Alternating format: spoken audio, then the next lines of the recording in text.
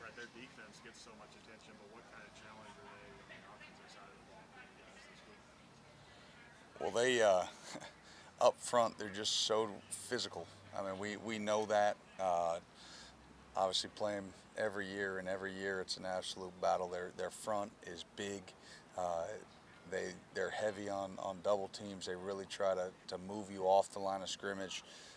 Their backs are big, physical downhill runners, and then and even a guy like James Cook who can come in in the past has maybe just been a perimeter guy in the pass game, and he can come in and he's running hard and physical downhill. They're hard to tackle.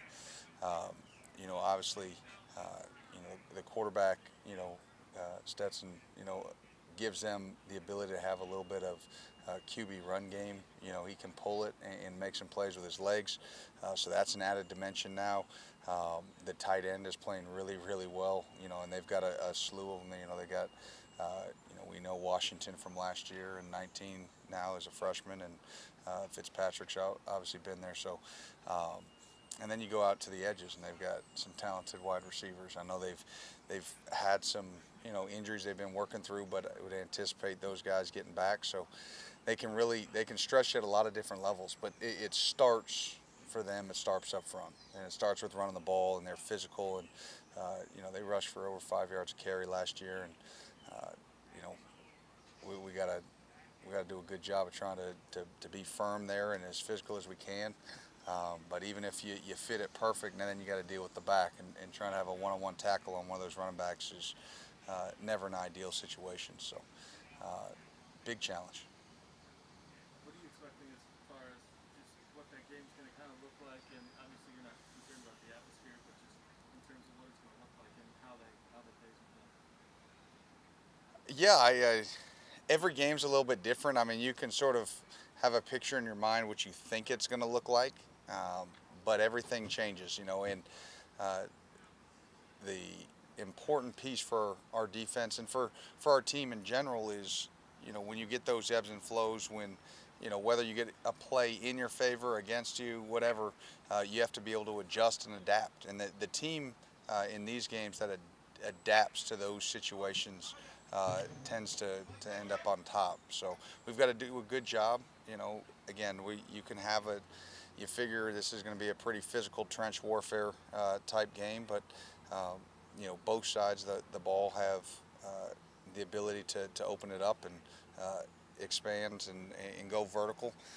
So you just never know how a game's really going to play out, but we better bring our pads because there's going to be a lot of thumping. I can promise that one. Brett, in a game like this, you expect turnovers to obviously you want to generate as much as possible, but it's easier to say that than go out there and do Yeah. it. What can you do though to because like last year they don't throw the ball around too much, but you get two picks. It kind of I guess how do you get ready to just make those plays? You know, the, when the play presents itself, the guys have to make it. I mean, obviously, you rep things in practice, and you go through certain drills, but, you know, at the end of the day, um, if it's a tip ball, if it's an overthrown ball, that you've got to be able to adjust in the air and make it.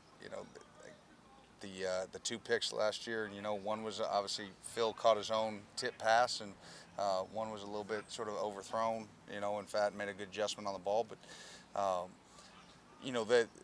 the play that sort of sticks out is the third down when Jamin ripped the ball out, and the ball was on the ground and we didn't recover. Those are plays that we need to make. If we rip the ball out, we have got to find a way to recover it. Because if you recover the ball there, I mean, you're putting your offense in a position there on the plus 30 going in. So we've got to make some game-changing turnovers. In big crucial moments, we've got to continue to try to come up with stops. Uh, we had an opportunity last year on the first drive of the second half, a 4th and 1. Would have been a huge stop if we could have made it. Instead, we didn't make it, and they go for 22 and a touchdown. So those are the plays that this game could pivot on, and we've got to be able to make those. We've made them thus far. Obviously, this is the biggest challenge to date. So. What have you seen from Khalil and Trayvon, the guys that are having to step up now with Oxy gone? Well, I think they understand the urgency, of the situation, and um, but you can't replicate the physicality and the intensity and the strength that they're about to see. And it was good for those guys to get. Khalil got some in that Florida game.